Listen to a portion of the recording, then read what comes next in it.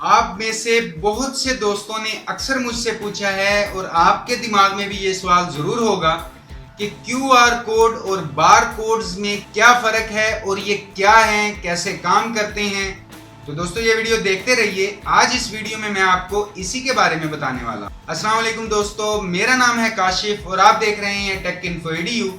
तो चलिए शुरू करते हैं। दोस्तों क्यूआर कोड्स और बार कोड्स आपने बहुत बार देखे होंगे। क्यूआर कोड्स और बार कोड में से बार कोड तो आपने लाजमी किसी ना किसी चीज पर देखा होगा, चाहे कोई बुक पर, किसी फोन के बॉक्स पर या किसी ग्रोसरी स्टोर में पड़ी हुई चीजों पर। और आपने अक्सर देखा होगा कि बड़े मॉल्स में जहां पर आप बिल पे करते हैं वहां जो एम्प्लॉय होता है वो उस चीज के बार कोड को स्कैन करता है और स्कैन होते ही वो चीज आपके बिल में ऐड हो जाती है।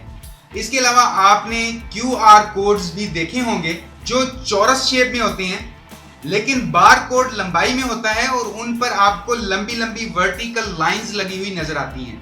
लेकिन क्यूआर कोड्स में आपको वर्टिकल लाइन नहीं मिलती, बल्कि उसमें अजीब अजीब से डॉट नजर आते हैं। और ये कोड्स आपने अक्सर देखे होंगे ब्रोशर के ऊपर, किसी टिकट के ऊपर, किसी वेबसाइट के ऊपर, किसी के विजिटिंग कार्ड के ऊपर वगैरह वगैरह कई जगह पर।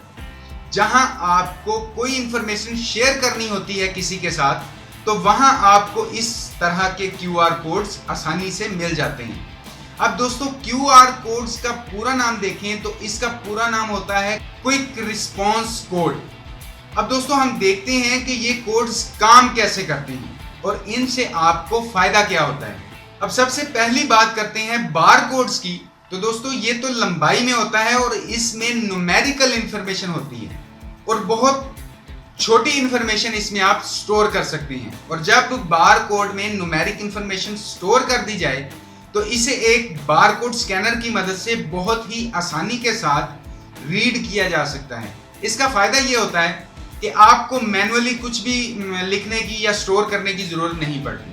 बस प्रोडक्ट के बार कोड को स्कैनर के सामने किया और 1 सेकंड में उस बार कोड की इंफॉर्मेशन आपके सामने।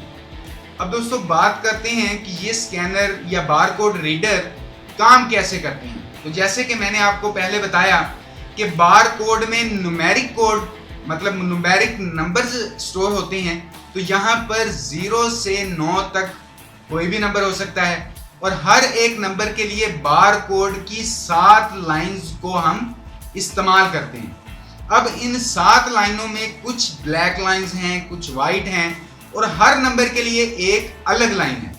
और जब वो स्कैनर एक लेजर बीम की मदद से उस कोड को स्कैन करता है और जब लेजर उन लाइन से टकराकर वापस स्कैनर तक आती है तो जहां पर ब्लैक लाइन है वहां से तो कोई इंफॉर्मेशन रिसीव नहीं होती स्कैनर को, और बार कोड में जो वाइट लाइंस हैं वहां से लेजर रिफ्लेक्ट होगी और जब वापस आएगी तो वहां जो इंफॉर्मेशन आएगी वो 010101 फॉर्म में मिलती है। मतलब लेजर को जहां से इंफॉर्मेशन रिसीव हुई वहां 1 और जहां से इंफॉर्मेशन नहीं मिली वहां 0।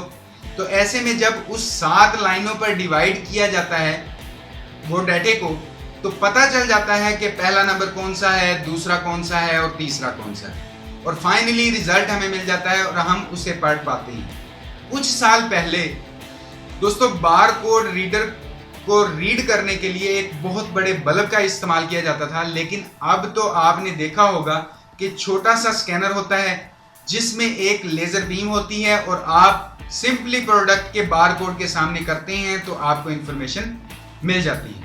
लेकिन दोस्तों बार कोड में एक कमी है कि अगर आपके किसी प्रोडक्ट के बार कोड पर स्क्रैचेस आ गए या वो फट गया तो इसमें एरर करेक्शन नहीं होती या आपको ठीक तरह से इंफॉर्मेशन नहीं मिल पाती।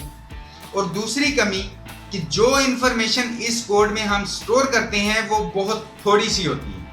तो इन प्रॉब्लम्स में इस्तेमाल किया जाता है क्यूआर कोड को, क्योंकि एक तो इस कोड में एरर करेक्शन थोड़ा अच्छा है।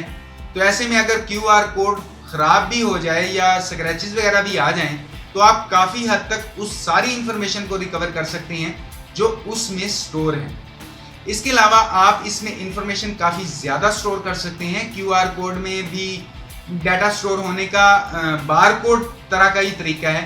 क्यूआर कोड में 8 डॉट्स का एक ब्लॉक होता है और उन डॉट्स को पार्टिकुलर पैटर्न में मूव करते करते एक कंप्लीट कोड की मदद से डाटा स्टोर हम कर लेते हैं। आप वो जो 8 डॉट का ब्लॉक है उसमें हमारी सारी इंफॉर्मेशन स्टोर है और इस इंफॉर्मेशन को बड़ी ही आसानी के साथ आप क्यूआर कोड्स स्कैनर जो है उसकी मदद से आप हासिल कर सकते हैं। या फिर आजकल तो आप अपने मोबाइल से भी बार कोड को या क्यूआर कोड को स्कैन कर सकते हैं। दोस्तों, अब कई बार हमारे दिमाग में ये सवाल आता है कि हम इन कोड्स को कहां इस्तेमाल कर सकते हैं। तो दोस्तों, इन कोड्स को आप बहुत जगह पर इस्तेमाल कर सकते हैं। मसलन आप अपने विजिटिंग कार्ड पर इस्तेमाल कर सकते हैं अपनी पर्सनल इंफॉर्मेशन स्टोर करने के लिए, या आप अपने घर में वाईफाई के पासवर्ड के लिए क्यूआर कोड इस्तेमाल कर सकते हैं। अब दोस्तों, हम ये कोड कैसे बनाएं? तो ऑनलाइन आपको ऐसी बहुत सी वेबसाइट मिल जाती हैं। इसके अलावा मैं भी आपको एक वीडियो में सिखाऊंगा कि हम अपने लिए क्यूआर कोड कैसे बना सकते हैं। तो दोस्तों, मुझे उम्मीद है कि ये वीडियो क्यूआर और बार कोड रीडर के मुतालिक आपको पसंद आई होगी।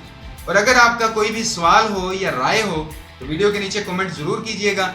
और अगर अभी तक आपने टेक इन्फो EDU को सब्सक्राइब नहीं किया तो प्लीज वीडियो को लाइक और अपने दोस्तों के साथ शेयर करने के साथ साथ टेक इन्फो EDU को सब्सक्राइब कर लीजिए, क्योंकि मैं आपके लिए डेली यहाँ पर इसी तरह की टेक वीडियोस लेकर आता रहता हूँ। तो अभी के लिए इस वीडियो में इतना ही। नेक्स्ट वीडियो में इंशाल्लाह मुलाकात होगी। अपना ख्याल रखिएगा। अल्लाह हाफिज।